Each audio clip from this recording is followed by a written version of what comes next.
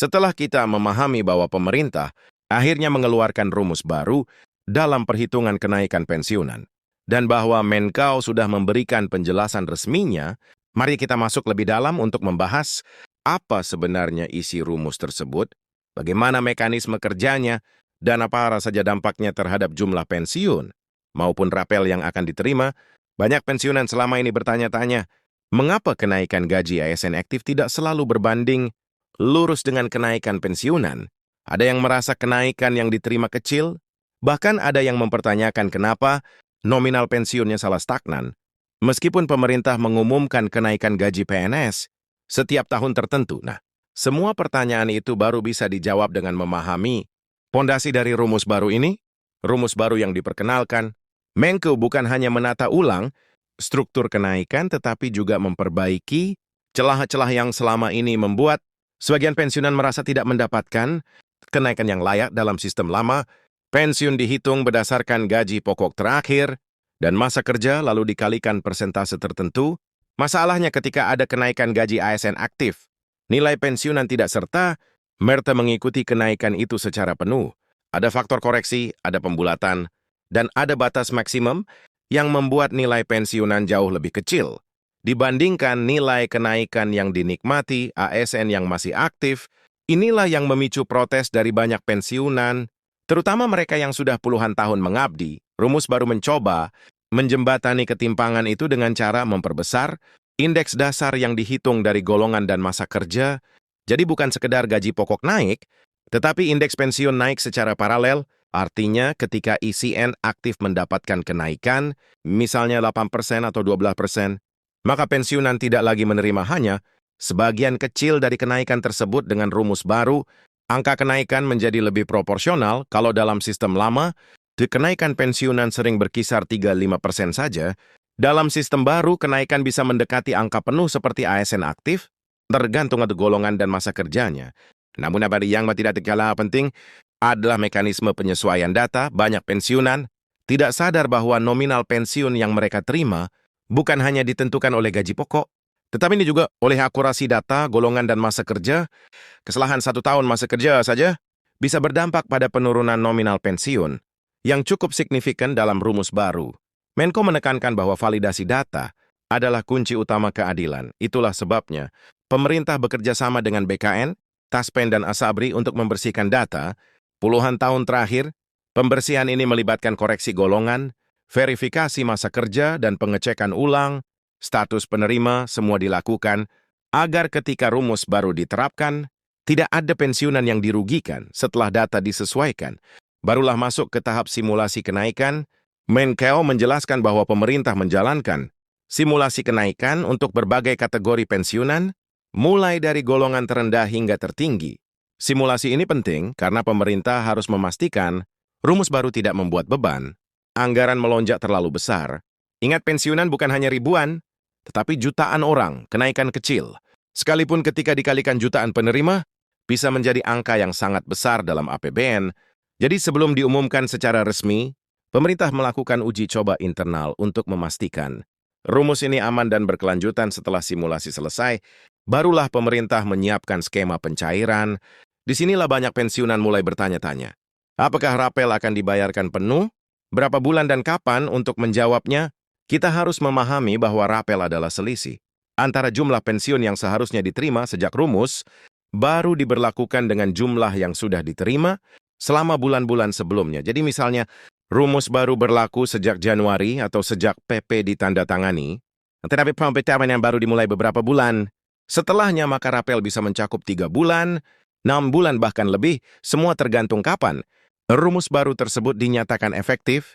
Namun tidak semua pencairan rapel dilakukan serentak. Dalam pernyataan resminya, Mentu menjelaskan bahwa pencairan akan dilakukan dalam beberapa gelombang demi menjaga ketertiban, administrasi, dan keamanan sistem pembayaran. Gelombang pertama biasanya diberikan kepada pensiunan yang datanya sudah bersih, tidak ada perbedaan golongan, tidak ada catatan, verifikasi ulang, dan rekeningnya masih aktif, serta sesuai dengan data Taspen atau Asabri. Gelombang kedua dan ketiga biasanya diberikan kepada mereka yang datanya masih membutuhkan konfirmasi tambahan. Nah, disinilah peran Taspen menjadi sangat penting. Setelah Menku merilis rumus baru, Taspen langsung mengaktifkan mekanisme komputasi ulang, sistem pensiun mereka menerima formula baru, dan menghitung ulang jumlah pensiun bulanan masing-masing penerima. Bagi pensiunan ASN dan sebagian TNI Polri, proses ini langsung dilakukan secara otomatis melalui basis data pusat, namun untuk kategori tertentu seperti pensiunan janda, duda ahli waris atau pensiunan yang dulu menerima SK manual, data harus dicek ulang secara manual agar tidak terjadi kesalahan.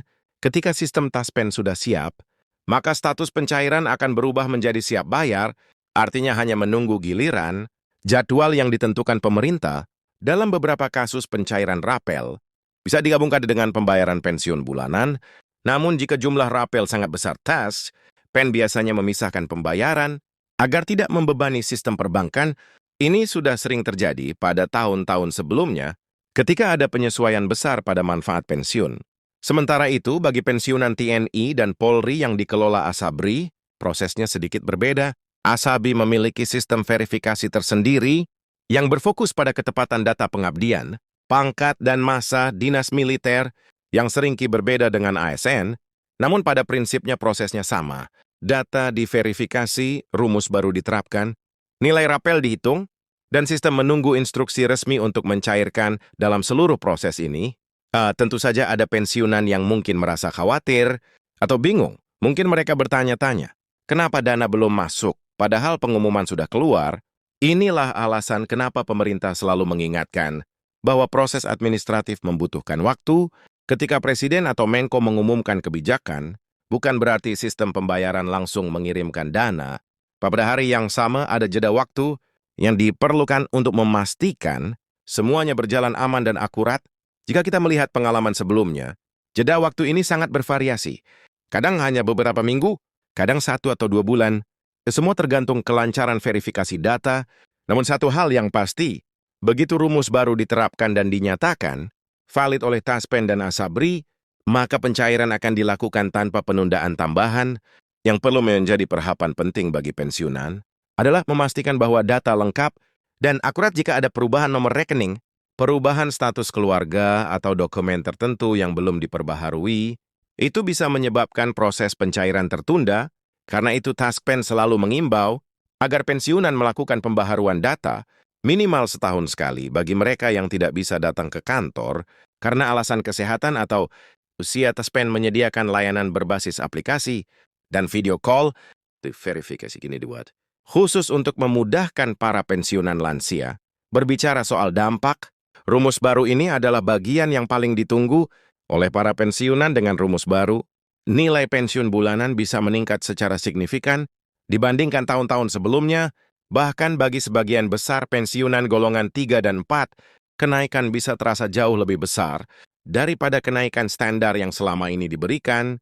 Ini terjadi karena kenaikan dihitung berdasarkan indeks yang telah diperbaharui, bukan secara setunggal. Misalnya seorang pensiunan golongan 3 dengan masa kerja 30 tahun, mungkin sebelumnya hanya mendapatkan kenaikan 4%, ketika ASN aktif mendapatkan kenaikan 8% dengan rumus baru, kenaikannya bisa mendekati 7% atau bahkan 8% tergantung faktor lain, seperti status pensiun dan komponen dasar yang berubah.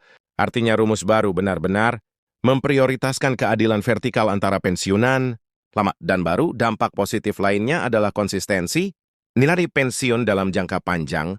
Ketika pemerintah memperbaiki rumus dasar, manfaatnya tidak hanya dirasakan tahun ini saja, tetapi juga akan berpengaruh pada perhitungan pensiun di masa depan. Dengan kata lain, rumus baru